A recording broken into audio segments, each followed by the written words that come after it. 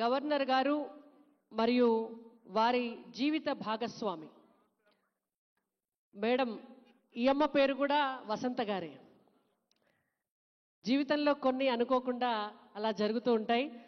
దత్తాత్రేయ గారి సతీమణి అమ్మ వసంత గారు మరియు దత్తాత్రేయ గారికి రాష్ట్ర ముఖ్యమంత్రి వర్యుల సమక్షంలో, రాష్ట్ర గవర్నర్ జిష్ణుదేవ్ వర్మ గారి సమక్షంలో, అలై బలై కమిటీ ఆధ్వర్యంలో, అలాగే బొగ్గు గనుల శాఖ మంత్రివర్యులు శ్రీ కిషన్ రెడ్డి గారి సమక్షంలో, రాజ్యసభ సభ్యులు డాక్టర్ కె లక్ష్మణ్ గారి సమక్షంలో, వారి కుటుంబ సభ్యులు వారికి సన్మానం చేయబోతున్నారు.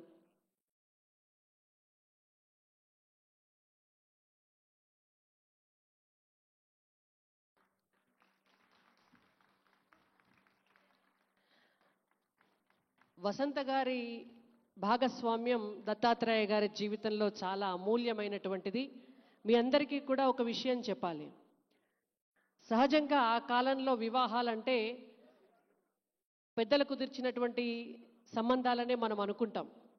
దత్తాత్రేయ గారు సంఘ కార్యకర్తగా దేశభక్తితో ఈ దేశానికి సేవ చేయాలనేటువంటి ఉద్దేశంతో పెళ్లి చేసుకోకుండా ఆర్ఎస్ఎస్ కార్యకర్తగా ఫుల్ టైం వర్కర్గా ఈ దేశానికి సేవలు అందిస్తున్నటువంటి సమయంలో వసంత గారు వారిని ఇష్టపడి పెళ్లి చేసుకుంటానని అడిగినప్పుడు దత్తాత్రేయ గారు ముందుగా దానికి అంగీకారమైనటువంటి నిర్ణయం తీసుకోలేకపోయారు. చేసుకుంటే మిమ్మల్ని తప్ప ఎవరిని చేసుకోను, దేశం కోసం మీరెంత గట్టిగా సేవ చేయాలనుకుంటున్నారో ఆ సేవలో మీ జీవిత భాగస్వామిగా నేను కూడా సేవ చేయాలనుకుంటున్నాను, ఎన్ని సంవత్సరాలైనా కూడా ఇలాగే ఎదురు చూస్తానని చెప్పి ఆవిడ 14 సంవత్సరాలు దత్తాత్రేయ గారి కోసం ఎదురు చూశారు. వసంత గారు 14 సంవత్సరాలు ఇంట్లో పెద్దల్ని కూడా ఒప్పించి వారు వెయిట్ చేస్తే దత్తాత్రేయ గారే ఇక విడిచిపెట్టేటట్టు లేరు అని చెప్పి వసంత కుమారి గారిని వివాహం చేసుకోవడం జరిగింది. ఆ రోజు నుంచి ఈ రోజు వరకు కూడా కుటుంబ బాధ్యతలన్నింటినీ కూడా మీద వేసుకొని దత్తాత్రేయ గారికి ఎంత బిజీ స్కెడ్యూల్ ఉన్నా కూడా అటు అత్తగారి కుటుంబం కావచ్చు, ఇటు తల్లిగారి కుటుంబం కావచ్చు, వారి పిల్లలు కావచ్చు, వారందరినీ కూడా ఆ బాధ్యతలన్నింటినీ కూడా మోస్తూ వసంత గారు దత్తాత్రేయ గారికి వెన్నుదన్నుగా నిలిచారు. అటువంటి పుణ్య దంపతులని సత్కరించేటటువంటి అవకాశం ఇవాళ ఆ కార్యక్రమంలో పాల్గొనే అవకాశం మనందరికీ కూడా దక్కడం నిజంగా అదృష్టం. ఈ పుస్తకం చదివిన తర్వాత ప్రజల కథే నా ఆత్మకథలో శ్రీమతి వసంత గారి భాగస్వామ్యం కూడా ఆ ఆత్మకథలో చాలా అద్భుతంగా విశ్లేషించబడి ఉంది. కాబట్టి ఆ పుస్తకం చదివాక మీ అందరికీ కూడా సంపూర్ణంగా అర్థమవుతుంది. ఇప్పుడు తెలంగాణ రాష్ట్ర ముఖ్యమంత్రి వర్యులు మనమందరం కూడా ఎప్పుడెప్పుడు మాట్లాడతారా అని ఎదురు చూస్తున్నటువంటి శ్రీ అనుముల రేవంత్ రెడ్డి గారిని ఈ వేదికను ఉద్దేశించి మాట్లాడవలసిందిగా కోరుతున్నాము. వారికి సంబంధించినటువంటి ఒక చిన్న టాపిక్, అంటే ఇంకెక్కువ రాసి ఉంటారు దత్తాత్రేయ గారు, బట్ నేను అదొకటే చదివాను. విజయలక్ష్మి గారిని స్కూల్లో జాయిన్ చేసింది కూడా రేవంత్ రెడ్డి గారే అని చెప్పి దత్తాత్రేయ గారు పుస్తకంలో రాశారు. అంతటి అనుబంధం అంతకాలం నుంచి ఉంది అంటే డెఫినెట్గా ఇంకా వారు చాలా వారికి ఉన్నటువంటి అనుభూతులు, అనుబంధ సంబంధాలన్నింటినీ కూడా మన ముందు పంచుకోవాల్సిందిగా వారిని కోరుతున్నాము. వారికి శాలువాతో సన్మానం చేసి మొమెంటోను బహుకరిస్తున్నారు దత్తాత్రేయ గారి కుమార్తె విజయలక్ష్మి గారు, అలాగే వారి కుటుంబ సభ్యులు ఎమ్మెల్సీ అంజిరెడ్డి గారు. ఇప్పుడు రేవంత్ రెడ్డి గారిని వారికి దత్తాత్రేయ గారితో ఉన్నటువంటి అనుబంధాన్ని మన ముందు పంచుకోవాల్సిందిగా విజ్ఞప్తి చేస్తున్నాం. అన్నారండి.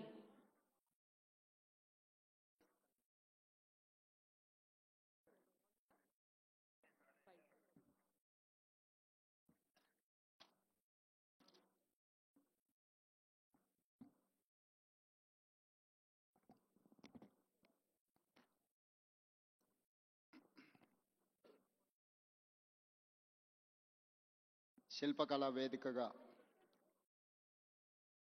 ప్రజల కథే నా ఆత్మకథ పెద్దలు బండారు దత్తాత్రేయ గారి ఆత్మకథ పుస్తక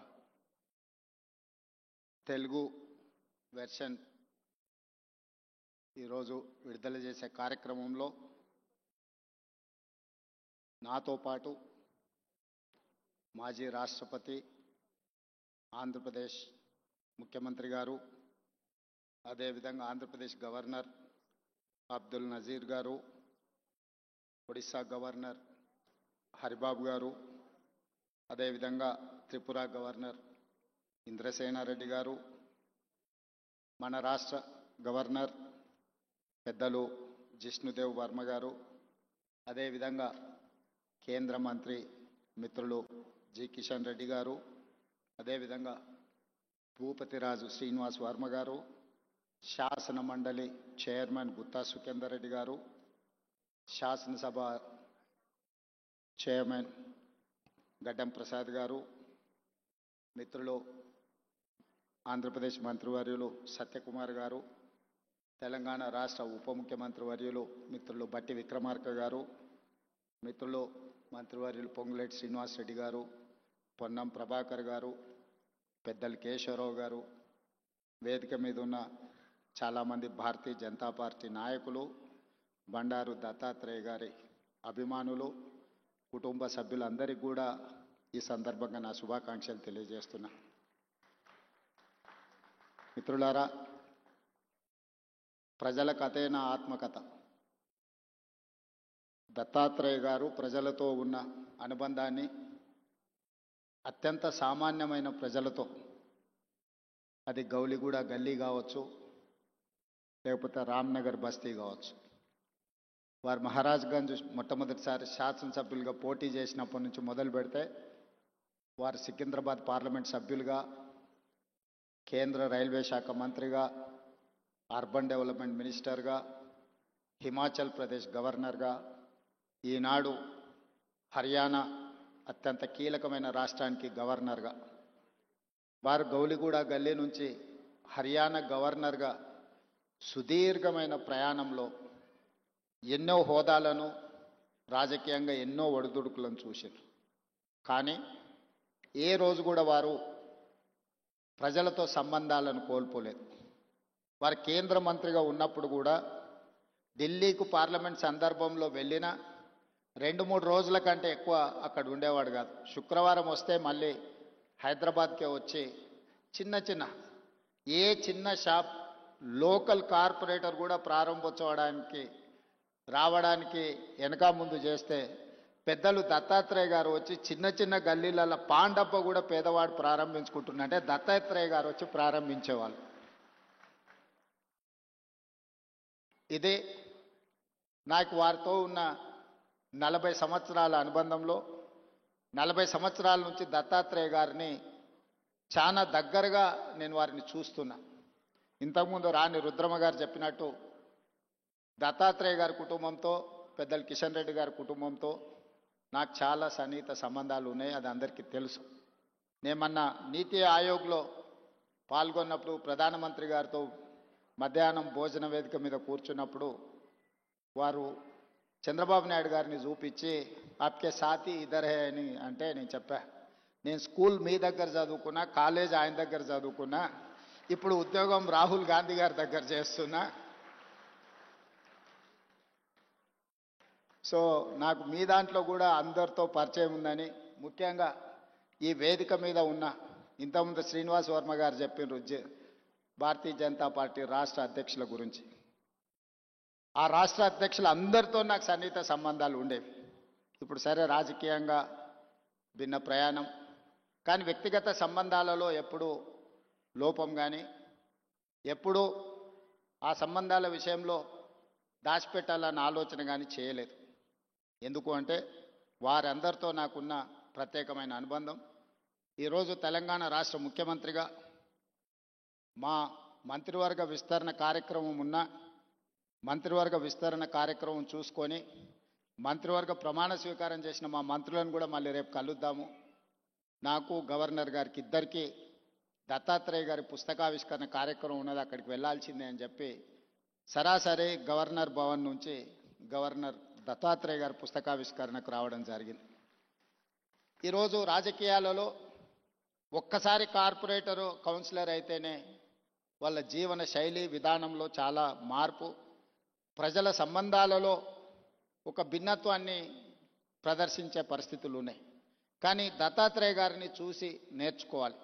అజాతశత్రువు అనే పదాన్ని మనం పుస్తకాలలోనే చదువుకుంటాం. కానీ బండారు దత్తాత్రేయ గారిని చూసినప్పుడు ఆ పదము 100% వారికి సరిపోతుంది. జాతీయ రాజకీయాలలో అటల్ బిహారీ వాజ్పేయి గారికి ఉన్న గౌరవం రాష్ట్ర స్థాయి రాజకీయాలలో బండారు దత్తాత్రేయ గారికి ఉంది అని చెప్పి మనం ఈరోజు గుర్తు చేసుకోవచ్చు. అటల్ బిహారీ వాజ్పేయి గారు ప్రతిపక్షంలో ఉన్నా, ప్రధానమంత్రిగా ఉన్నా, పార్లమెంట్ సభ్యుడిగా ఉన్నా, ఎన్నికల్లో ఓడిపోయినప్పుడు కూడా అటల్ బిహారీ వాజ్పేయి గారి గౌరవం ఎప్పుడూ తగ్గలేదు. పదవులతో వారి గౌరవం పెరగడం, పదవి లేకపోతే వారి గౌరవం తగ్గడం ఏమాత్రం లేదు అని అటల్ బిహారీ వాజ్పేయి గారిని మనం ఏ విధంగా అయితే అనుకుంటామో అదే విధమైన పోలిక పెద్దలు బండారు దత్తాత్రేయ గారికి ఉన్నది. వారు పార్లమెంట్ సభ్యుడిగా ఉన్నా లేకపోయినా, కేంద్ర మంత్రిగా ఉన్నా లేకపోయినా, గవర్నర్గా ఉన్నా లేకపోయినా, ఈ తెలంగాణ రాష్ట్రంలో ముఖ్యంగా ఈ జంట నగరాలలో బండారు దత్తాత్రేయ గారిని గౌరవించని రాజకీయ నాయకుడే లేడి, ఏ పార్టీ అయినా అయి ఉండొచ్చు. అదేవిధంగా అలాయ్ బలాయ్ కార్యక్రమం తెలంగాణ రాష్ట్ర సాధనలో కీలక పాత్ర పోషించింది.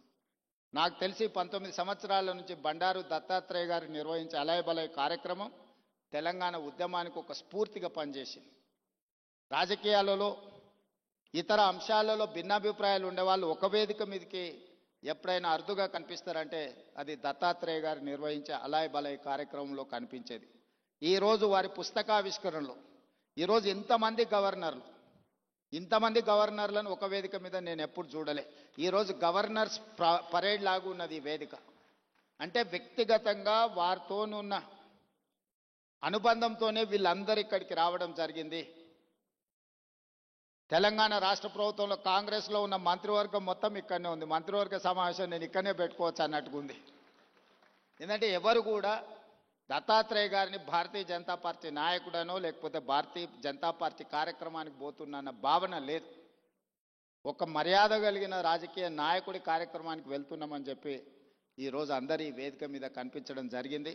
ఏది ఏమైనా వారి ఆత్మకథను, వారి జీవన శైలిని, విధానాన్ని నూతనంగా రాజకీయాలలోకి రావాలనుకున్న వాళ్ళు పరిశీలించవలసిన అవసరం ఉన్నది. నేర్చుకోవాల్సింది చాలా ఉన్నది. మేమందరం, నేనైతే మొదటి నుంచి వారిని దగ్గరగా గమనిస్తున్నా.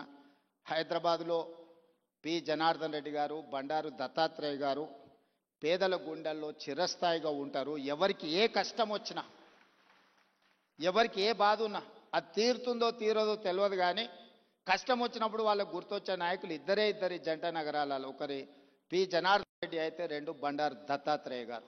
మేము వెళ్ళి చెప్పుకోవచ్చు, మేము కలవచ్చు, మేము ఎప్పుడు వెళ్ళినా నాయకుడు కలుస్తాడు, మా సమస్య వింటాడు, అధికారులకు ఫోన్ చేస్తాడు.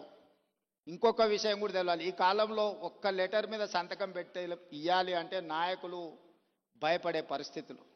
కానీ ఆనాడు దత్తాత్రేయ గారు వందలాది లెటర్లు తిరుపతి దర్శనానికి సంతకాలు పెట్టి మా అందరికి ఇచ్చేటోడు.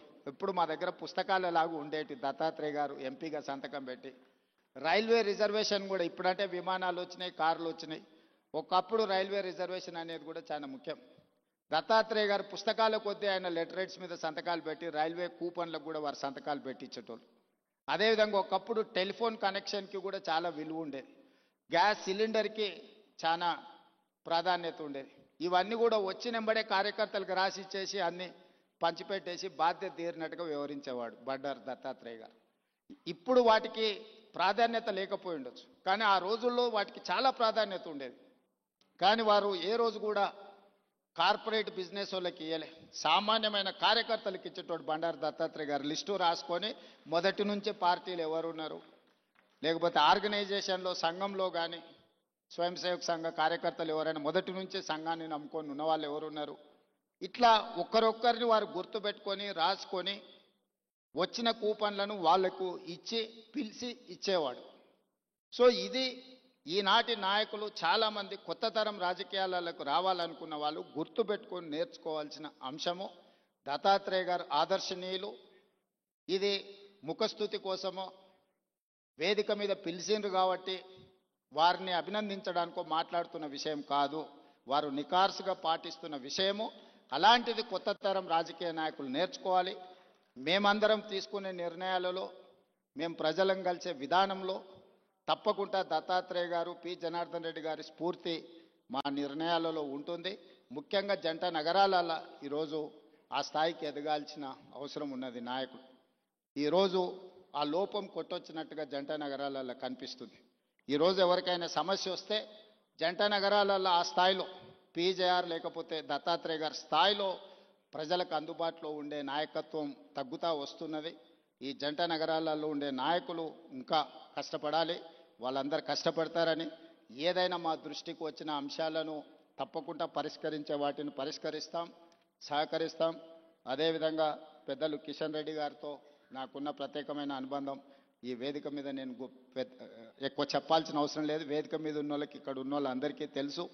వారు నేను కలిస్తే తెలంగాణ రాష్ట్రం అభివృద్ధి పదం వైపు వేగంగా దూసుకెళ్తుంది.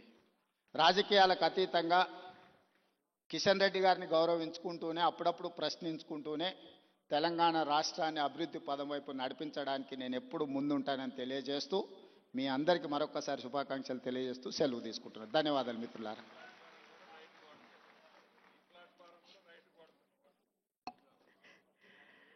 ధన్యవాదాలు ముఖ్యమంత్రి రేవంత్ రెడ్డి గారికి. అలాగే వారిచ్చినటువంటి సందేశం పార్టీలకు అతీతంగా రాష్ట్రాన్ని అభివృద్ధి పదంలో ముందుకు తీసుకెళ్లడానికి అందరికీ అందుబాటులో ఉంటానని, అందరి రిక్వెస్ట్లను కూడా పరిగణనలోకి తీసుకుంటామని వారు చెప్పడం అనేటువంటిది నిజంగా కూడా ప్రజాస్వామ్య